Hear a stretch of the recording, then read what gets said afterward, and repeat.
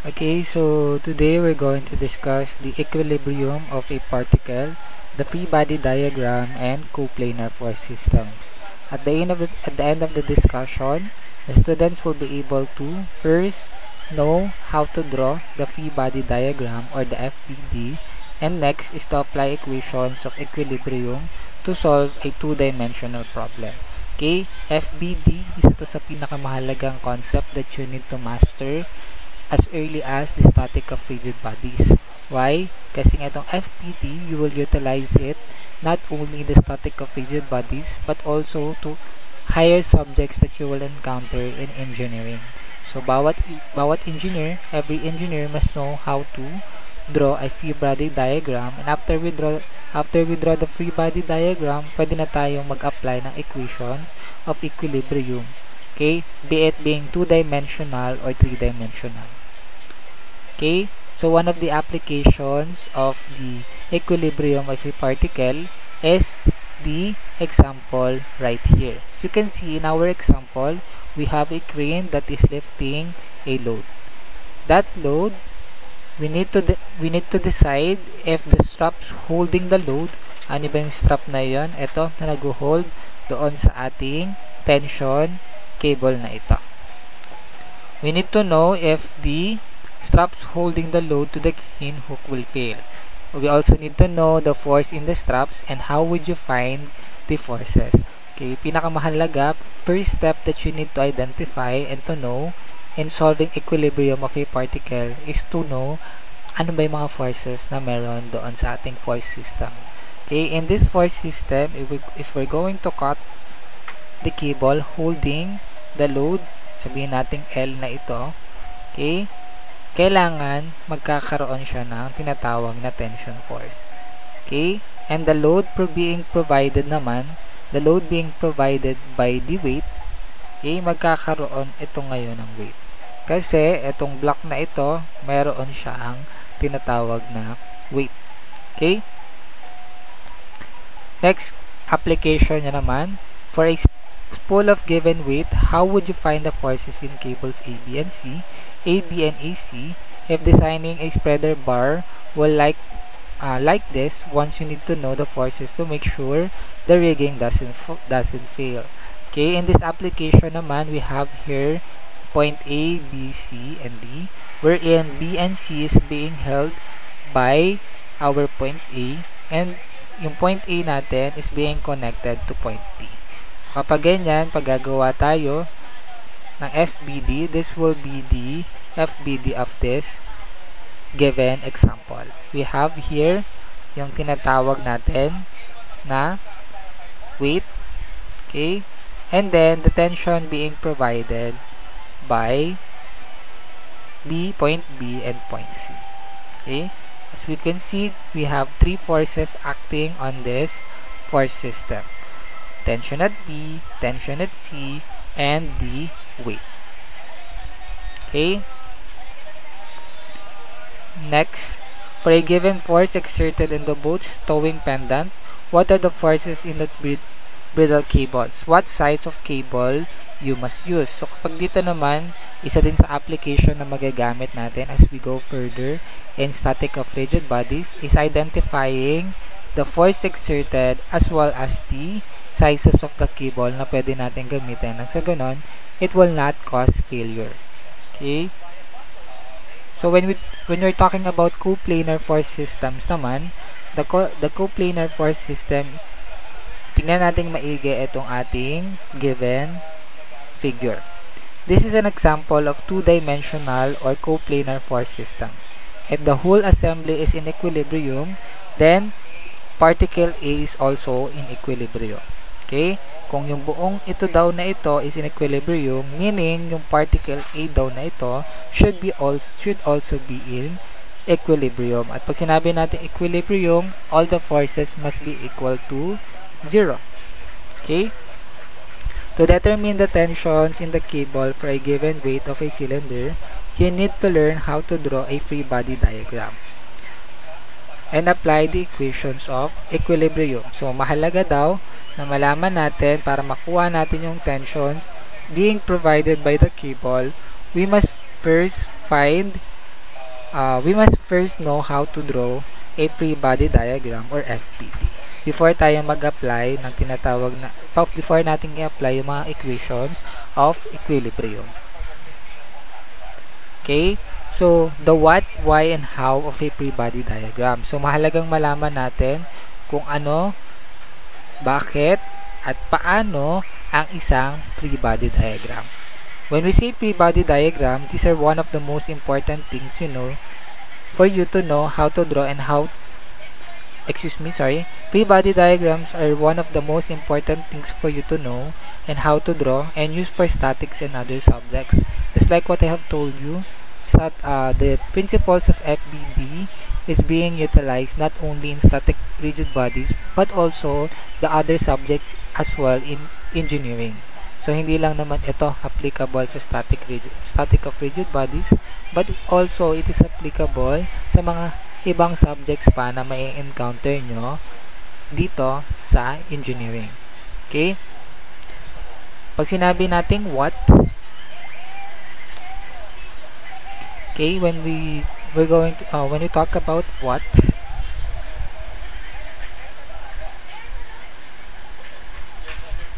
okay, when we talk about what, it is a drawing that shows all external forces acting on the particle. So, pag sinabi natin ano, aalamin natin kung yung drawing na kung saan nagpapakita lahat ng external forces na nag-a-act doon sa ating particle.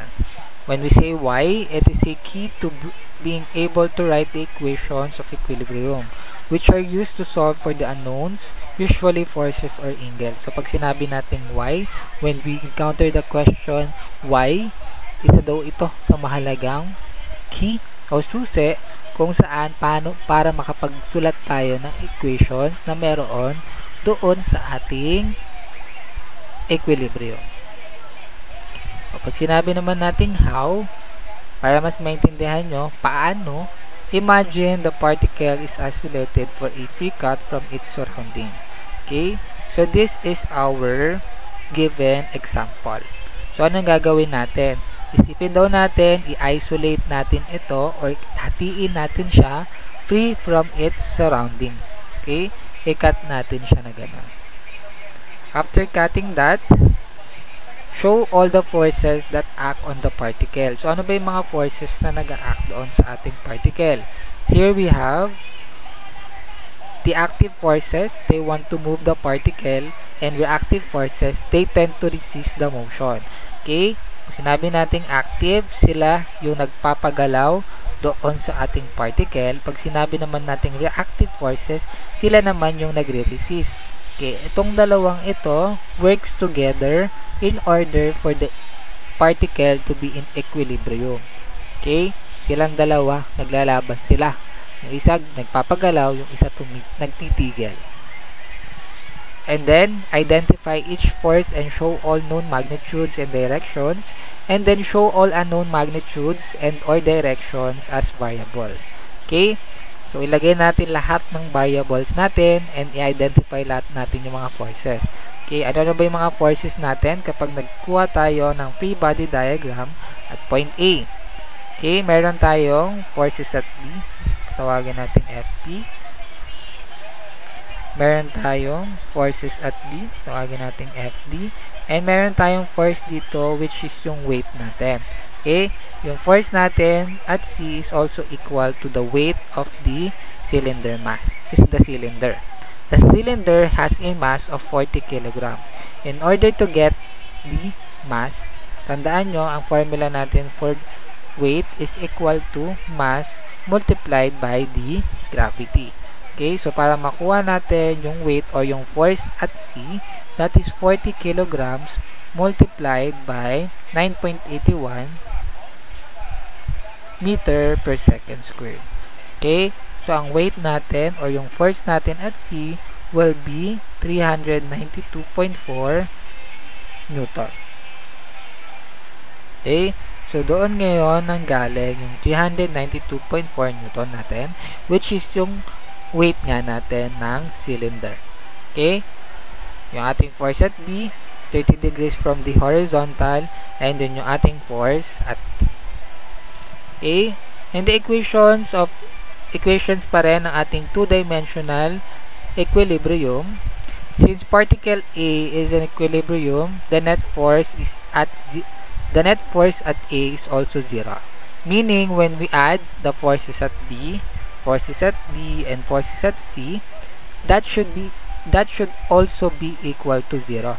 O sa makatotal, lahat ng summation ng forces natin must be equal to 0 kasi nga, in order to call it equilibrium or in a state of equilibrium, the summation of all the forces must be equal to 0. Okay? So in general, for a particle in equilibrium, the summation of forces, or in vector equation, summation ng forces along x, summation ng plus the summation of forces along y must be equal to 0. Meaning 0i plus 0j to show it in a vector equation. So, pwede rin naman natin siyang isulat in scalar form. So in scalar form, that is summation of fx is equal to 0 and summation of fy is equal to 0. So these are the two equations of equilibrium o tinatawag din natin ng E of negative E. They can be used to solve for up to 2 unknowns.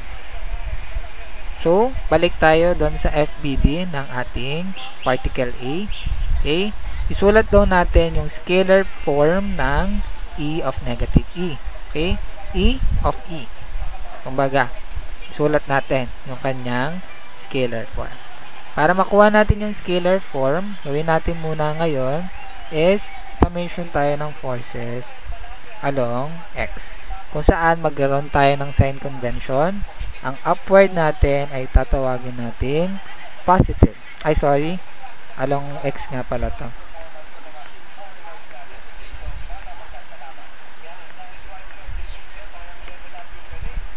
Ayan ba?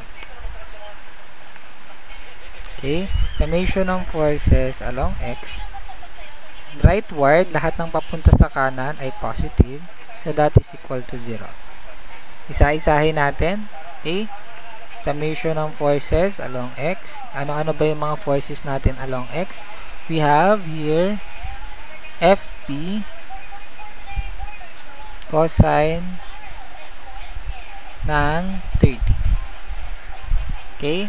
And meron din tayong forces at t. Meaning, rightward ang ating FB cosine ng 30. So, that is positive. FB cosine ng 30 minus, kasi negative, leftward yung ating forces at B, minus FB. And that is equal to 0.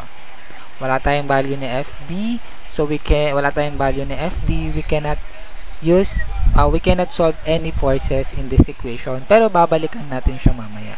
Ngayon, magpunta naman tayo sa summation ng forces along y. Summation ng forces along y tayo. Summation ng forces along y, lahat naman ng upward ay positive, lahat ng downward is equals to negative. Okay, that is all equal to 0. Summation ng forces along y tayo. Okay, sa along y, meron naman tayo dito FP sine ng 30 degrees. Okay, rightward, and meron tayo dito FC na downward. So, FB sine ng 30 i-minus natin kay FC, that is equal to 0. Ngayon, pwede tayong mag-substitute ng value ni FC since the force at C is given. Dahil binigay nga ang mass ng ating cylinder na 30. Okay? So, the summation of forces, so that will be equal to FB sine ng 30 minus 392.4 is equal to 0. Okay? Kapag yan, sinubstitute natin, lilipat natin ito sa kabila, magiging FB sine ng 30 equals 392.4. Okay? Divide natin both side by sine ng 30. Cancel dyan. Your FP, forces at B, is equal to 785 Newton. Okay? 785 Newton yung force natin sa B. Positive or negative? Positive, meaning yung force natin sa B papunta nga dun sa kanan. Okay. Next, kunin naman natin yung ating FD. Okay, may solve na tayo ng FB. Substitute natin yan doon. So, FB cosine ng 30 minus 700, ay sorry. Mali. AFB natin is 785. So, 785 cosine ng 30 minus FD is equal to 0. So, i-transpose natin sa FD. FD will be equal to 785 cosine ng 30, in which FD is equal to 680 Newton. Okay, saan naman papunta ngayon yung ating FD? Leftward. So, ang direction niya is leftward. Okay, this is now our FD. Okay, so, ganun lang naman kadali kumuha ng forces natin, ng mga missing forces natin, especially here in equations of two-dimensional equilibrium. Okay, next, we have the simple springs. Pag meron tayong spring, so yung L, that is the distance ng ating spring, hindi pa siya natatouch. After matouch yung ating spring, magkakaroon niya ng change, okay, in which magde-deform yung ano natin, yung spring natin, liliit yan doon. Okay, magiging ganun-ganun yung spring natin, liliit. Tawagin natin yung L sub O, and then yung nawala sa kanyang spring ay tatawagin natin, yung nawala sa kanyang distance due sa pagliit nga ng spring natin ay tatawagin natin S. So yung S natin is the spring constant. So spring force is equal to the spring constant multiply the deformation of spring, or F is equals to K times S. K is the spring constant and S yun yung ating deformation. Sa cables and pulleys naman, okay, with a frictionless pulley and cable, T1 is equals to T2. Meaning dito, kung frictionless yan, yung, kung ano daw yung tension natin at T1, same na rin doon sa ating tension in cable T2. Okay, let's have an example. The box weighs 550 pounds and the geometry as shown is as shown. The forces in the ropes AB and AC.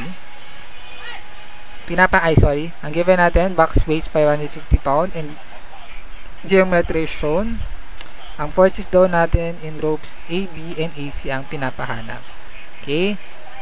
Unang gawin natin, magplano tayo. So, paano ba natin isosolve ang ating problem? We have to plan. We have to draw the FPD for point A and then apply the E of E to solve the forces in ropes AB and AC. Okay? Okay? Karoon tayo ngayon ng free body diagram. Okay, kung kinat natin ito, we have forces at C, forces at B, okay, and then along the horizontal, which is 30 degrees. Okay, yung point A mo, may weight, yung ating, may weight, ito, which is equal to 550 pounds. So, ang binigay na dito ay mismong weight, so hindi nyo na kailangan i-multiply yan sa gravity na 32.2. Kasi, English unit to, no? Ang ating mass, ang ating weight dito ay hindi na kinukuha. Okay, ang mass ang dinederive natin dito, which is i-divide natin siya sa 32.2 to get the mass. Pero hindi natin yung kailangan, force natin binigay na, yung weight natin 550 pounds. Meron tayo ditong 3, 4, 5 triangle and then kabila 30 degrees. Okay, i-apply natin yung scalar of E and magpakukuha tayo. Summation ng forces tayo muna along X. Again, ang sign convention natin, rightward, that is positive. Equal to 0. So, isa-isayin natin, summation tayo ng forces along X. Okay, ito, meron tayo dito, FC. Ano yung FC natin? 4/5. Okay, opposite, hypotenuse. Cosine, K. Next, meron tayo dito sa kabila, FB, cosine ng 30. Okay, so i-plug natin yan ngayon dyan. Okay, FB natin,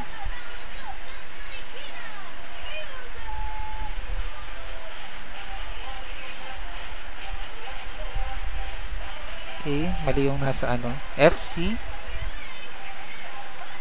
FC times 4/5, positive yan, minus FB cosine ng 30.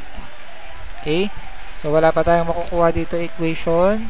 Punta na tayo ngayon doon sa ating Fy naman.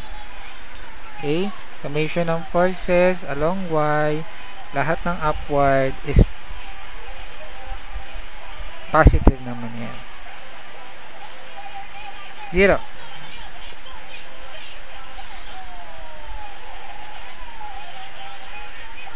Okay, so summation ng Fy is equal to, upward natin, meron tayo dito FC multiplied by 3/5, and then also itong FD sine ng 30. Pare siyang upward. Tapos meron tayo dito FD na weight. Okay, so FB positive sine ng 30 plus FC times 3/5 minus 550 is equal to 0. Okay, so makukuha natin 2 equations to unknowns to. Pwede nyo i-plug yan sa calcul ninyo, 2 equations to unknowns. Pero in this case, sige, FB sine ng 30 plus FC 3/5 is equal to 550. So, pwede natin gawin in terms of FB or in terms of FC. So, kunin natin siya in terms of FB. FB is equal to 550 minus FC times 3/5 over sine ng 30. Then, tsaka natin siya i-plug doon sa ating first equation. Okay. Upon plugging, ang magiging equations natin dyan is FC times 4/5 minus FB natin na 550 minus FC times 3/5 all over sine ng 30.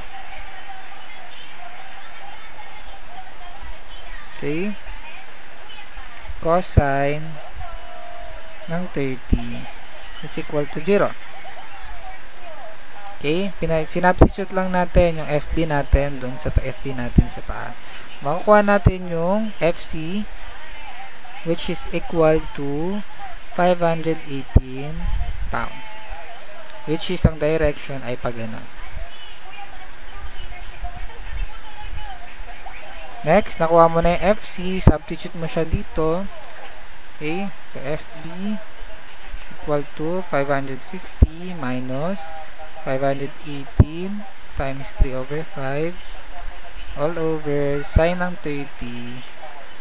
Nakuha mo yung FB is equal to 478 pounds.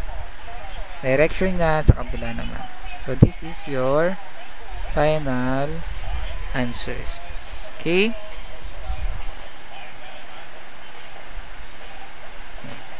Next sample problem tayo. The mass of lump is 20 kilograms and the geometry is as shown. The force find natin yung force in each cable. So, ang plano natin, draw of FBD at point D. So, drawing daw tayo ng full body diagram dito sa point D na to. And then, apply the E of E at E of E point D to solve for the unknowns, FCD and FDE. And after that, knowing that FCD, pwede na natin i-repeat yung process. Tapos, kay point C naman tayo. Okay? Solve natin yung problem. Meron tayong FBD at point D. So, ito, pinat natin. Ito. Tapos, meron tayong force F. Okay? Again, nag-cut tayo dyan. Tapos, meron tayong force D. Force at F, which is yung weight natin. Okay? Binanggit naman yung weight. Ang weight daw ay, ang mass daw ay, okay, ang mass is equal to 20 kg. Okay? Again, to get the weight, that is mg lang. So, W is equal to 20 times 9.81, which is ito. Okay? Sige, summation ng forces tayo along X. Lahat ng pakanan, positive. Is to 0. Okay, summation ng forces along X, that is equal to ito, FDE cosine ng 30. So, FDE cosine ng 30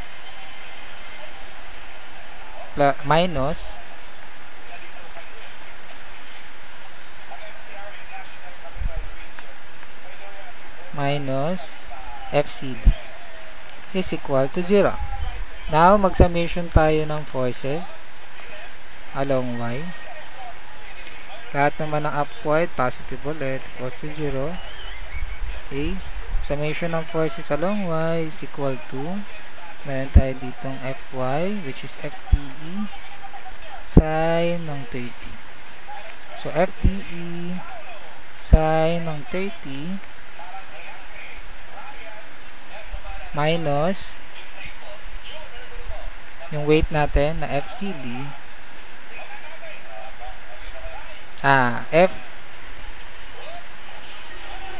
FDF pala. Ito.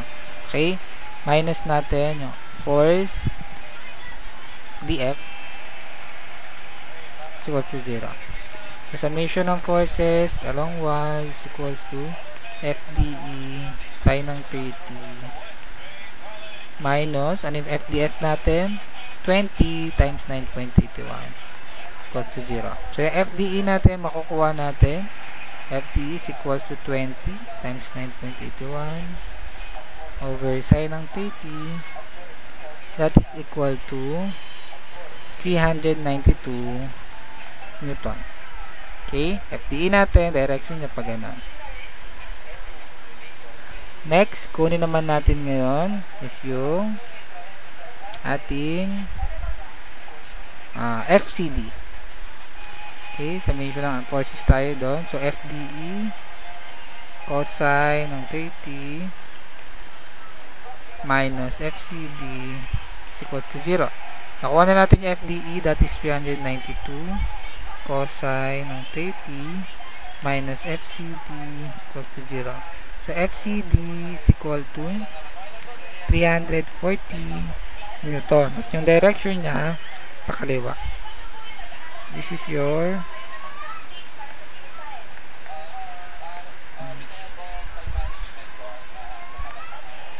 FCD is equal to 340 Newton. Leftward. Okay? Meron na tayong FCD, meron na tayong FDE. Okay? Pwede na tayo dito kay point C naman. Kinat natin yan. Meron tayo dito FCA and then FCB and then FCD. Next, consider naman natin yon FBD at point C. Kaya nga na sinabi ko, mag-cut-cut dito. Okay, meron tayo dyan 3, 4, 5 ni FAC and then angle at the horizontal, angle at the vertical 45 degrees. Nilipat lang natin. Okay? And then, yung FCD na na-solve natin, which is 340 Newton. Ngayon, mag-summation tayo ng forces along X. Ganun ulit, rightward is positive, equal to 0. So, summation ng forces is equal to, along X is equal to, mayroon tayo ditong FAC. Okay. FAC, 3 over 5. And then, meron din tayong FBC sine ng 45. Meaning, FCD minus FAC, okay, FAC times 3 over 5 minus FBC sine ng 45 is equal to 0. Okay, may FCD tayo, 340 minus FAC 3 over 5 minus FBC sine ng 45 equal to 0. Okay, so wala pa tayong FAC tsaka FBC, pero pwede tayong magpunta naman ngayon kay FY. Summation ng FY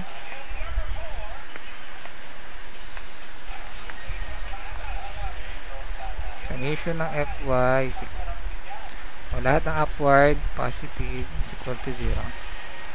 Okay, summation ng FY is equal to, meron tayo dito, FAC times 4 over 5,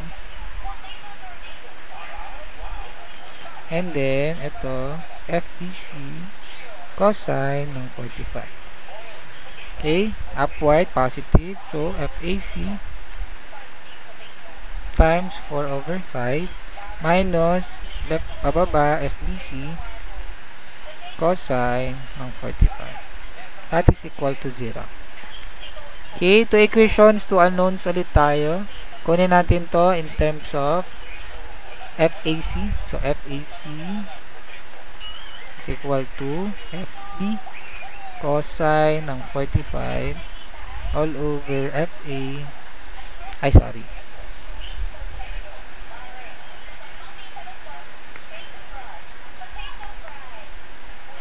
times 4 over 5.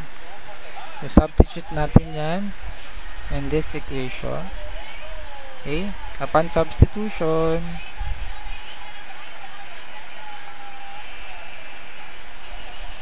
so FCD or 340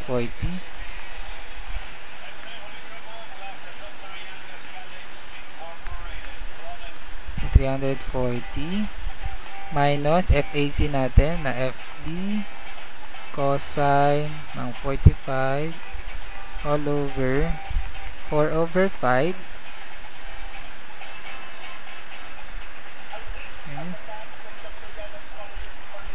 times 3 over 5 minus FBC sine ng 45 is equal to 0. So, makukuha natin yung ating FBC. So, FBC is equal to 275 Newton. Ang direction niya, pababa na gano'n. Okay, this is now our answer. Next, hindi pa tayo natatapos. Meron pa tayong isa. Okay, pag sinubstitute naman natin siya dito, FAC is equal to 275 cosine ng 45 all over 4 over 5. FAC is equal to 243 Newton. Direction niya, ganun. Okay, so this is now our final answer. Okay, that ends our lecture for today. If you have questions,